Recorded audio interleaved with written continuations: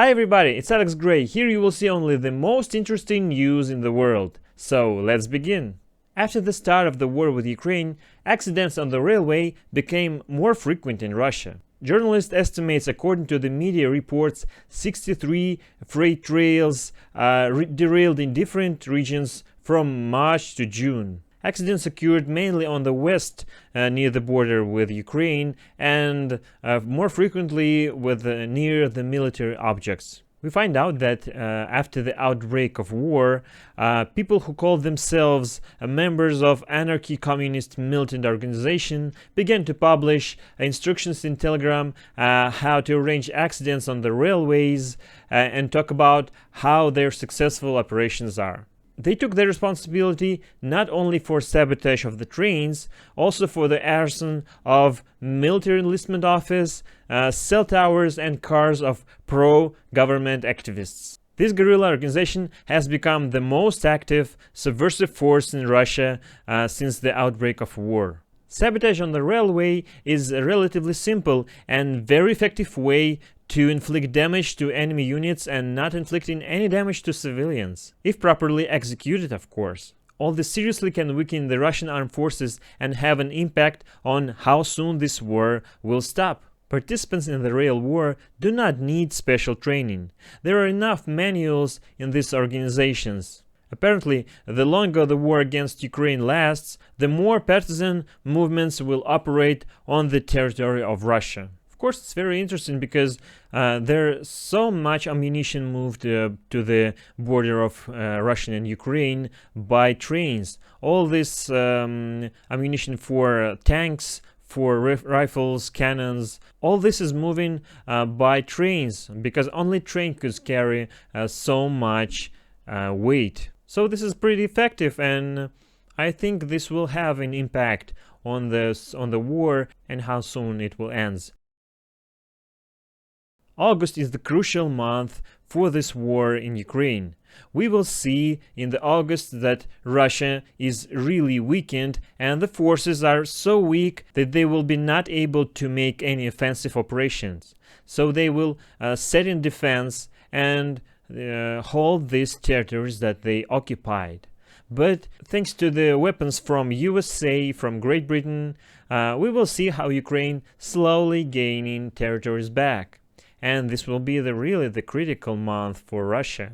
I don't know how Russian media will present all this bad news on TV, on media, because there will be really bad news in August. For Russia, of course. For Ukraine, it's very good news. But we know that they're losing a lot of people. So is Russia, but we don't know how much exactly. But we see that Russian forces has lost about 40 or 50,000 people, and mercenaries, of course, they lost about 15,000, and a lot of people from Lugansk and Donetsk. So they estimate about 70 or 80,000 people that died in this war from the Russian side. We don't know how much died from the Ukrainian side, but it's a lot. It's a lot, but it's a secret for Ukraine. Don't talk about that. They will talk about that only after the war. Because now it's really important not to talk about this. It's really important not to talk about casualties in Ukrainian forces, because Russia should not know how much people died, how much military people died, how much people Ukrainian forces lost, so they would not know the power of Ukrainian forces. But after the war, we will know that. We will also know a lot of interesting things that happened in Ukraine during the war, but only after the war, because now it's a secret information. Any contact with Putin of any world politician is a legitimization of the Putin's terror. Any negotiations, meetings, calls, letters give him the opportunity to think that he is doing everything right. He perceives any look of the world politician not through the side of the weapon as weakness and worthlessness of the beholder.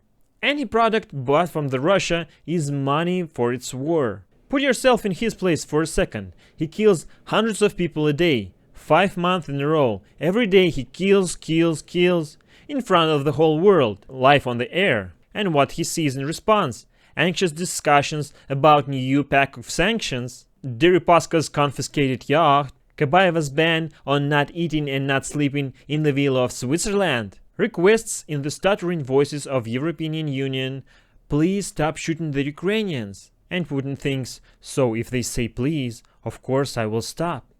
Oh, this is ridiculous. Putin despises every one of them. He thinks that he could do whatever he wants and won't get anything for that. They are all afraid of him, so he continues to kill with pleasure. And it's necessary that he must be afraid. He is a coward to the core. Have you seen the table that he meets with every politician in the world?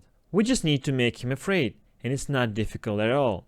Just no one has such a desire, and there is no will, but future will set everything on its places. In Russia, the regions were declared to form volunteer battalions for the war in Ukraine instead of declaring mobilization. According to the analysts of the institute, the so-called volunteer mobilization has started in Russia. This means that all 85 regions, including the occupied territories in Ukraine, have been ordered to recruit and financially encourage the so-called volunteers. At least one volunteer battalion must be formed in every region. They recruit men up to 50, sometimes up to 60 years old for the 6-month contract and offer salaries from $4,000 to $6,000 per month. 34,000 people can be collected for these battalions from if every region form up to 400 people. But we see that it's really difficult for Russia to form these battalions. They even put the telephone numbers for the volunteers on the media, on the first channel in Russia, because it's really hard and not so much people want to fight. Because what will they fight for? They will fight for these new territories for the Russia, not for even for Russia, for this president, for the Putin, because he wants that territories. People don't think about that. It's enough territories on the territory of Russia. It's so much territory. It's the biggest country in the world, and this country wants some small parts of Ukraine for what? The only good motivation for people is money, because you could not get that salaries in Russia. 4,000 per month, it's really big money for Russia, because here is medium salary of how about $400 or $500. It's embarrassing, but for this volunteers they gain 5-6 times more than regular men. It's a good motivation for a lot of people in the villages, in small towns, to go to this war and sacrifice their lives because their wives and children will get this money. But it's not good. And I think that they will all sacrifice their lives because they have no experience in the war. They're not ready to fight against Ukraine, against the ammunition, this really good ammunition from the USA and the European Union. I don't think that Russia will win, and we will see that in several months or in a half year. It will be a good gift for the Christmas, the victory of Ukraine in that war. Hit the like, subscribe for more, comment down what you think about that. This was Alex Gray, and goodbye.